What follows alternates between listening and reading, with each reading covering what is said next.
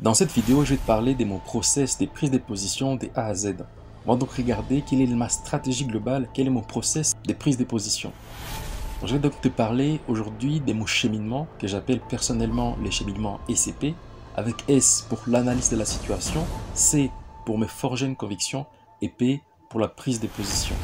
Donc ce fameux cheminement suit chaque trade que je prends. Donc chaque trade suit le même cheminement. Cette vidéo sera bourrée de valeur. Moi ce que je te conseille c'est de la regarder jusqu'à la fin. Moi ce que je veux c'est que tu regardes la vidéo jusqu'à la fin afin que tu puisses y soutirer le maximum de valeur. Ce que je vais te partager ici, personne ne te les partage.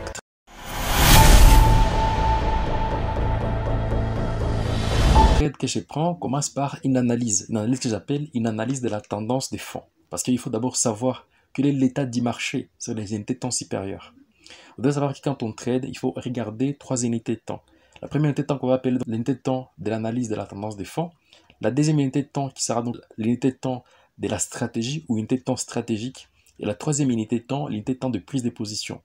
Avec ces trois unités de temps combinées, vous allez donc apprendre à identifier les traits de l'espace. Je vais donc te montrer un exemple. On va donc commencer par la partie théorique, puis je te montrerai un exemple d'un trade que j'ai pris en day trading. Je vais donc te l'expliquer de A à Z, en fait comprendre les cheminements que prend chaque trade.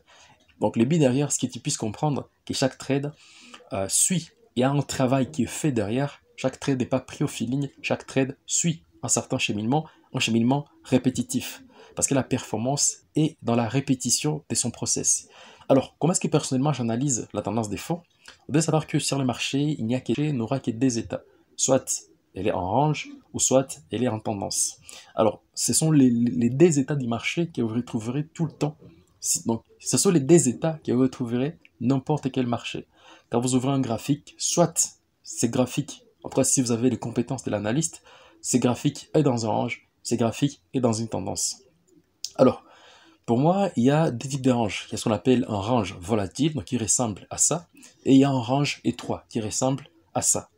Alors, donc, de l'autre côté, pour la tendance, il y a deux types de tendances. Il y a une tendance qui est forte et une tendance qui est faible. Alors, savoir identifier dans quel état du marché on est me permettra d'élaborer une stratégie différente et de chercher et de trader de façon différente. Je ne vais pas trader de la même façon dans un range volatile, je ne vais pas trader encore une fois de la même façon dans un range étroit, ou voire même je ne vais pas trader de la même façon dans une tendance qui est forte, ou voire même trader de la même façon dans une tendance qui est faible. Donc, à chaque état du marché, la tendance ou la façon de trader va être différente. Une fois que la tendance des fonds est déjà analysée, donc j'ai déjà étudié la situation du marché actuel, range volatile ou étroit, tendance forte ou faible. Étape numéro 2, c'est la stratégie. On va donc analyser une tête intermédiaire, donc les H1 à l'occurrence quand on fait des trading. On va donc analyser le marché, c'est dire bah tiens, le marché par exemple est dans un range, on va donc avoir des stratégies. La stratégie des sorties de range et la stratégie des réintégrations de range. Donc soit le marché casse ses ranges et sort à l'intérieur, ou une stratégie de réintégration de range. Les marchés réintègrent ces ranges. Mais attention, pour entrer en position, on va donc avoir des setups. Si par exemple on a un setup en bearish KBO, donc cela veut dire que le marché va réintégrer notre range. Si par exemple on a en bullish KBO et qu'on est à l'intérieur d'un range, on va donc avoir une stratégie de sortie de range.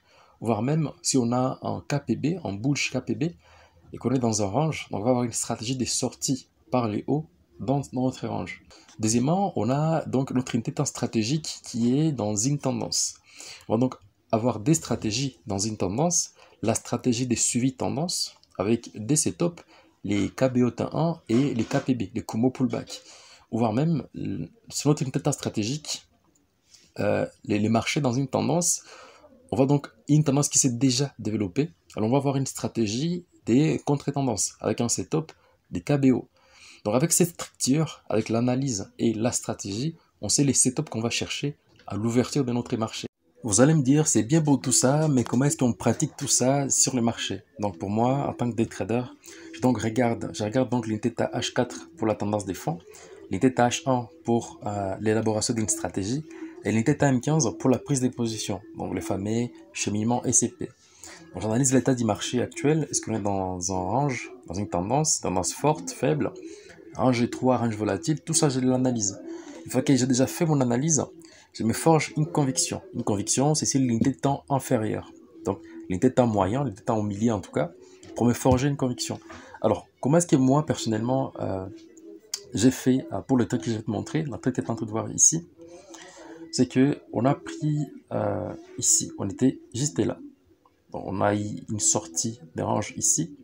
Là, on a eu une cassure des mots bas du range. Il y avait un range daily ici, bon, un range H4, pardon, qu'on a vu ici.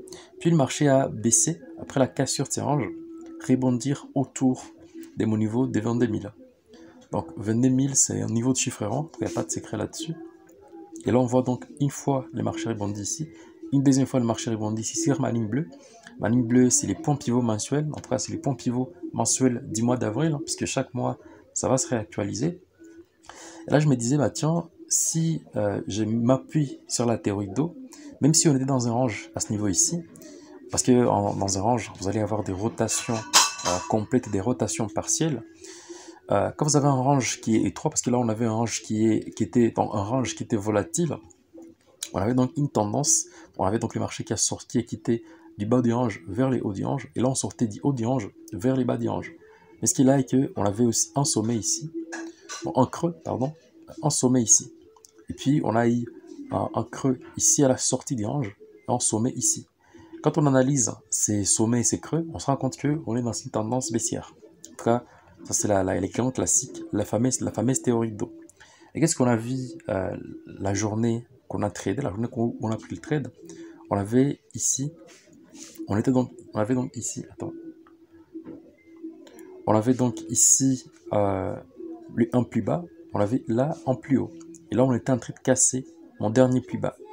Là, je me disais, bah tiens, on est au casse en niveau. Donc, les niveaux que vous voyez ici, c'est en niveau de point pivot, un niveau de point pivot mensuel. On était donc en dessous de mon niveau de 22 000. Alors là, mon biais, mon scénario, ok, le fameux scénario AB, était que le marché pourrait continuer de baisser jusqu'au prochain niveau. Donc, le prochain niveau, ça doit donc être les deuxièmes niveaux de point pivot ou les niveaux de chiffre rond, les niveaux de 2100.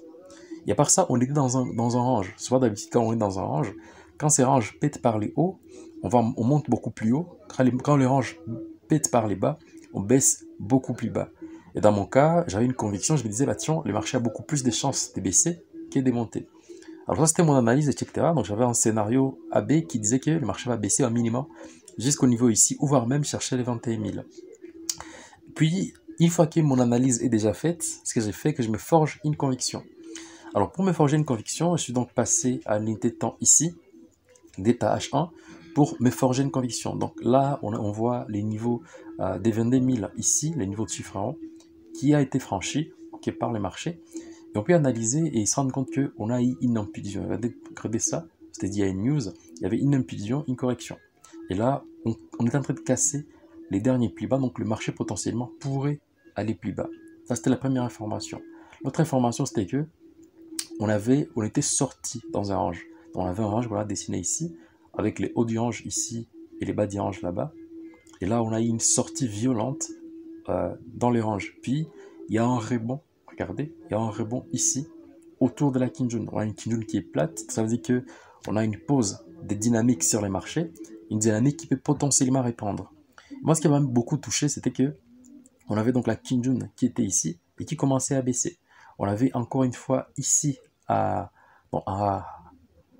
ici c'est l'unité de temps H4. On avait donc la pente de la SSB. Je ne sais pas si vous regardez ça.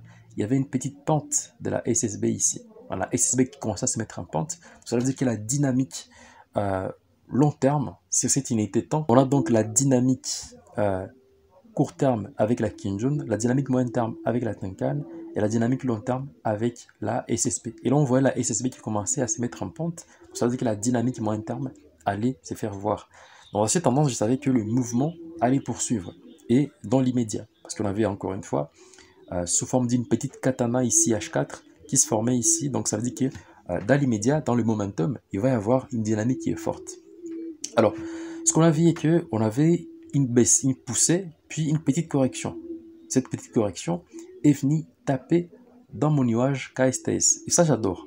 Quand je vois donc le marché taper, dans mon nuage KSTS, donc en rebond dans mon nuage KSTS et qu'il y a au minimum une clôture dans mon nuage KSTS, la stratégie que j'élabore, je cherche un setup Kumo pullback. Avant même d'aller regarder ces money time 15, je sais que les setups que je trouverai sur money time 15 sera un setup de Kumo pullback. Parce que la configuration qu'on est en train de voir, c'est une configuration qui potentiellement, à l'ouverture de la bourse du matin, créera de la volatilité dans l'essence de la baisse, dont la forme à conviction est renforcée. Bon, le screenshot, je l'avais pris avant, mais c'était ça en tout cas les plans du jour. Pour aller viser les niveaux ici. Donc en l'occurrence, j'ai visé le niveau ici. On avait donc les niveaux ici qui étaient en niveau des points pivots hebdomadaires, donc S2, donc la deuxième résistance, donc les deuxièmes supports hebdomadaires. Et vu qu'elle était proche ici, donc c'était dans une zone dangereuse, mais c'est pas là où j'ai mis mon target. J'ai mis mon target ici, pourquoi? Parce que j'ai visé beaucoup plus bas, j'ai visé ici. En tout cas, c'était le target que j'ai visé en niveau qui se situe sur l'unité de temps H4. Alors voilà, donc la prise de position était donc prise ici. Regardez un peu, ça c'est mon trade. Donc mon trade était pris ici. Mon stop loss était mis juste ici. Voilà, là c'est l'une de mes comptes, dans la plus petite de toutes. Hein. Donc j'avais mon stop loss qui était ici, environ à 1000 pips. Donc c'était à 1000 points. On est sur les DAX, donc on est sur les DA30. Donc c'est l'indice DAX, mais qui cote 24 heures. Donc ça ne cote pas uniquement à l'ouverture de la bourse, des bourses européennes, ça cote aussi pendant d'autres bourses avant l'ouverture de la bourse européenne. Donc ça cote à 24 heures. Et mon target était ici. Pourquoi ici? Ici parce que ça c'est ce qu'on appelle la SD de la journée. Là on est en train de voir les points pivots de la journée. On a donc ici la ligne bleue. Ici les points pivots principaux, on a ici la S2 et on a ici la S1. Donc premier support, deuxième support de la journée. Alors, donc quand je m'attendais à voir un Kumo pullback, c'est l'unité de temps inférieure, et que potentiellement je le vis, donc je me dis, bah tiens, quelle confluence. Là, on va à fond. Là, c'est le moment d'entrer dans le marché parce que toutes les conditions sont réunies. Parce que, dépendamment de la stratégie que je vous ai montrée, à chaque fois que vous voulez jouer une stratégie de suivi tendance, vous allez donc trader les Kumo pullback type 1 ou les Kumo, les Kumo breakout type 1 ou les Kumo pullback. Et là, ce qu'on a vu est que dans cette configuration, on a eu un Kumo pullback. On a donc rebondi dans le Kumo et regardez, toutes les conditions du setup sont réunies. Et on a donc visé potentiellement la SD comme en tout cas lever la méthode. Voilà, SD était en dessous de ma SD hebdomadaire, mais on était vendredi et il y avait la NFP qui allait tomber, donc on allait y avoir beaucoup de volatilité. Donc j'ai donc visé un niveau qui était un tout petit peu en dessous de ces niveaux. Regardez, donc je n'ai pas collé mon niveau ici à ces niveaux ici, parce qu'il y a des moments où ça effraie de quelques pips, et donc c'est ça un peu frustré. Alors j'ai mis mon stop loss un peu dans mon TP, j'ai mis mon TP un peu au-dessus, pour que si le marché baisse, touche mon TP et que je sors avec mes profits.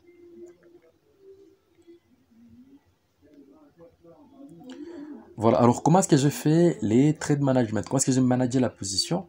Donc pour moi, au fur et à mesure que le marché va baisser, j'ai fait baisser mon stop loss au niveau de la Kinjun. Parce que voilà, quand on a un setup de ces genres, le marché part fortement en impulsion. Alors ça ne sert à rien de laisser son stop loss large ou de ne pas la manager. Bon, à chaque fois, on baisse notre stop loss.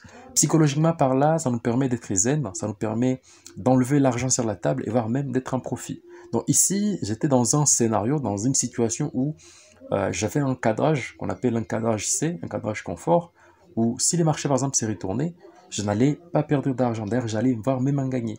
Je suis dans une situation où pile, je gagne. Donc pile, c'est le marché part contre moi. Face, je gagne. Donc dans les deux situations, je vais donc gagner. Pile, je gagne peu. Face, je gagne très gros. Et regardez, donc j'ai encore réajusté un tout petit peu mon TP. Puis quand même, il colle au target, parce que le target était ici, ces fameux niveaux de R2 de la journée. Donc RD daily, c'est une méthode qui est facile. Donc tout ça, c'est écrit dans mon plan de trading. Et qu'est-ce qui s'est passé ensuite?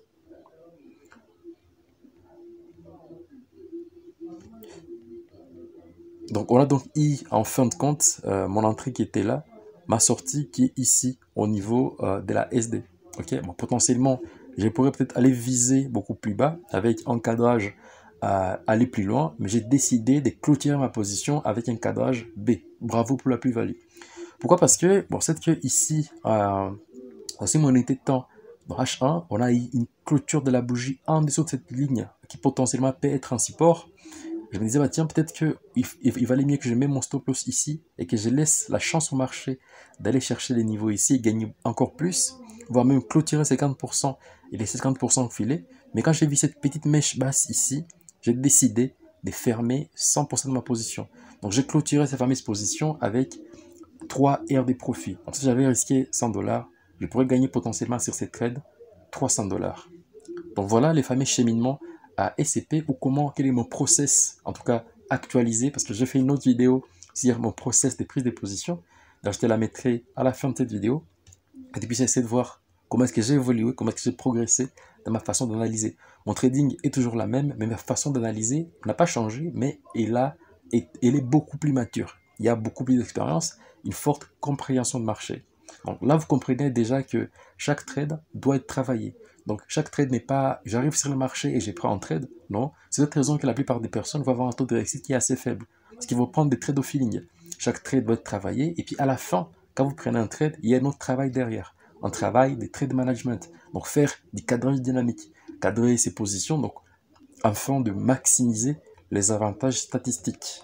Savoir analyser le marché, savoir trouver une stratégie, savoir trader, c'est ce que j'ai montré dans cette vidéo. Mais attention, il y a d'autres éléments qui entrent en jeu. J'ai donc parlé, c'est pas la première fois que je te parle de ces modèles. Savoir analyser son marché, trouver un biais, étudier l'état du marché, élaborer un scénario, analyser les marchés d'un œil net, ça représente 12,5% du travail. Savoir élaborer une stratégie, c'est forger une conviction, élaborer un plan de trade, comme je te l'ai montré dans cette vidéo, ça représente 12% du travail. Utiliser la volatilité, trouver une stratégie appropriée au marché, comme je te l'ai montré ici. On a donc élaboré une stratégie de suivi tendance ensemble. Et on a aussi parlé de l'exécution. L'exécution des trades, je t'ai montré comment est-ce que j'exécute, comment est-ce que je manage mes trades, comment est-ce que j'ai fait mes cadrages dynamiques. Mais il y a d'autres éléments que je t'ai pas montré dans cette vidéo. Donc tout ça, donc c'est quelques points que je t'ai montré ici qui montrent comment est-ce que moi personnellement je prends le trade, mais ce n'est pas tout. Donc dans la description, il y a un lien qui t'amène dans mon canal Telegram où tu vas continuer ton apprentissage et développer les compétences globales du trader. Donc il y a la discipline et autres qualités. Dans différents podcasts sur mon canal Telegram, je te parle de ces différentes qualités. J'ai maintenant 26 podcasts au total, donc tu vas trouver énormément de valeur partagée. Ça fait plus de 20 heures de podcasts, donc 20 heures de coaching gratuit qui vont te permettre donc d'avancer dans ton cheminement. Donc c'est juste de la valeur partagée. Personne n'a jamais fait ça, personne n'a jamais partagé autant de valeur. Et à part ça, je parle dans certains podcasts du risk management, qui d'ailleurs représente 25% du taf en général. Donc les trades que je t'ai présentés, qui m'a permis de gagner 3 R, c'est la combinaison de ces compétences. Une bonne gestion de risque, une bonne technique, une bonne technique, la discipline, les autres qualités, une bonne stratégie et une bonne analyse. Alors moi je te dis à bientôt et on se revoit dans la vidéo qui va s'afficher juste ici pour continuer à visionner mes vidéos. Ciao!